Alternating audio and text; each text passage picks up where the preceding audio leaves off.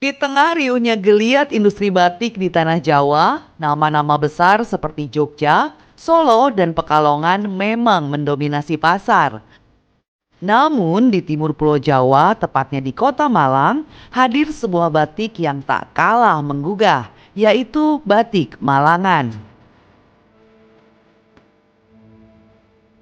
Sebuah kekayaan visual dan kultural yang pelan namun pasti mulai memperlihatkan jati dirinya. Salah satu sentra batik Malangan terletak di Kampung Celaket, Kecamatan Klojen, Kota Malang. Disinilah batik tulis Celaket lahir dan berkembang. Ira Hartanti bukan hanya pengusaha batik, ia adalah penjaga warisan. Saat kecil, ia menyaksikan neneknya dan warga sekitar membatik untuk dipasarkan di pasar besar Malang. Namun seiring waktu, tradisi itu meredup dan nyaris lenyap. Pada 1996, Ira memutuskan untuk tidak membiarkan budaya itu punah begitu saja. Ira pun mulai menggali kembali tradisi membatik di kampungnya. Awalnya kenapa bikin batik ini, Bu? Pinginnya sih punya usaha. Karena harus kerja di rumah itu gimana ya gitu loh Mbak. Pengennya cuma punya usaha aja, tapi apa gitu. Saat itu di tahun 2006 itu kita itu kehilangan ini budaya kita. Budaya kita itu seolah-olah hilang, batik itu kemana. Iseng nonton TV, tiba-tiba batik itu milik Malaysia, batik itu milik Singapura, pokoknya luar negeri. Sementara di tempat kita tuh ada batik gitu loh Mbak. Ibu, apa sih yang membedakan batik cap Malang atau batik khas Malang dengan batik-batik yang lain, Bu, daerah lain? Mungkin motifnya aja kali Mbak, mungkin motif yang pertama mungkin motifnya aja. Jadi khas daerah masing-masing tuh punya motif sendiri-sendiri.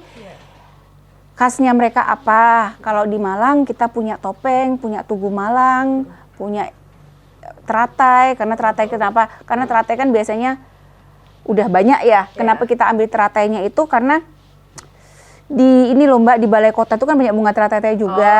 Nah itu katanya cerita dulu itu bunga teratai itu sukanya kesenangan bunga Putri Kendedes waktu dulu itu. Cerita sejarahnya seperti itu.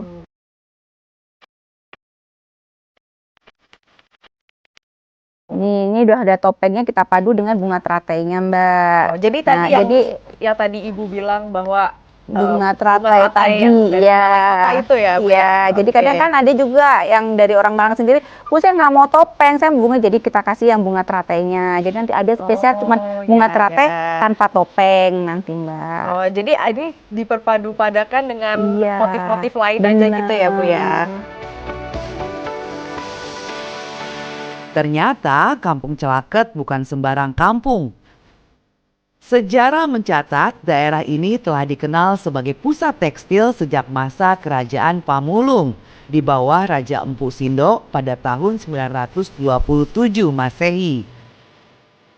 Batik tulis Celaket dikenal karena keunikannya.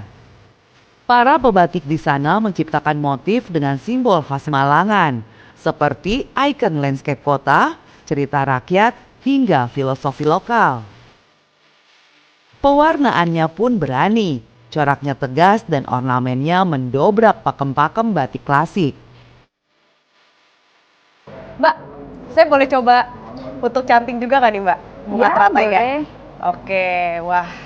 Saya mau coba canting batik tulis bunga teratai. Coba ya Mbak ya. Iya. Ini lilinnya sudah diambil tadi ya? Iya. Lilinnya sudah diambil, jadi saya tinggal ngikutin pola yang udah digambar di kainnya.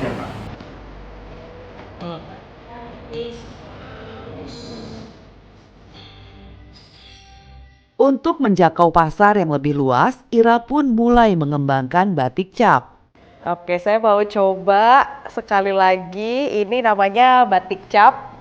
Kalau tadi batik tulis, kalau ini namanya batik cap. Jadi tinggal dicap-cap kayak cetakan aja gitu. Nah, ini udah percobaan ketiga. Hasilnya bagus lah.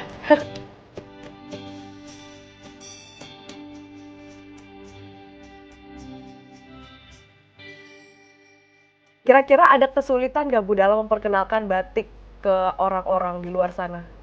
Awal-awalnya memang kita butuh waktu ya Mbak ya, karena kan memang batik itu sebenarnya identik dengan yang sudah sepuh tadi yang saya katakan. Ya.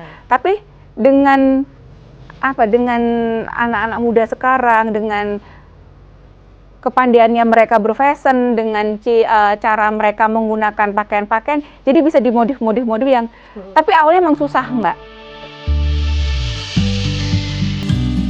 Batik tulis Celaket bukan hanya milik warga Celaket. Ia telah menjadi bagian dari wajah baru batik Indonesia. Sebuah pernyataan bahwa tradisi bisa tetap hidup asal ada yang mau merawatnya.